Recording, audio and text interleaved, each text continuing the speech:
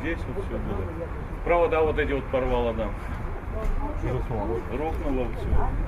Қатты желдің екпініне шыдас бермеген мына қос қабатты үйдің кірпіштері бір мезетте құлап, тұрғындардың зәре-құтын қашырған. Сөздерінше әбден ескірген баспанада бұдан кейін қорқынышпен тұрып келеді. Өйткені мұндай жағдай бірінші рет қайталанып отырған жоқ дейді. Уже 3 жыл болды құлап жатыр. Мына жер 3 жыл болды, ана жер 2 жыл болды. Ар жағы весной құлады. Вот недавно мына жер құлады. Міне менің қызым инвалид детства, мен енді бұл бала очередьта тұрады. И бізге квартира уже 10-й год, квартира еще 152-й очередь еді.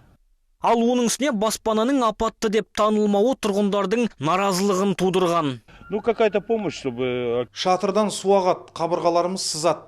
Бір күні түгел қабырғамыз шіріп түсіп кетеме деп қорқамыз. Тым болмаса әкімдік жөндеуге қол ұшын созса екен. Әкімдіктегілер болса, ол үйде адам тұруға болады деп есептейді. Өйткені тұрғын үй инспекциясының мамандары арнайы барып тексеріп шыққан. Сөздерінше тұрғын үйді жаңғырту бағдарламасымен жөндеу жүргізуді ұсынғанымен өздері бас тартқан дейді. По поводу ремонта дома. Ол үйді тұрғындардың өзі қарамайды. Мұндай жағдайға жеткізбеуге де болатын еді. Біз оларға тіпті жөндеу жүргізуге қаражат жинау керек екенін айтқанбыз. Атқа мінерлер мына баспананың тағдыры тек келесі жылы ғана шешілуі мүмкін екенін алға тартады.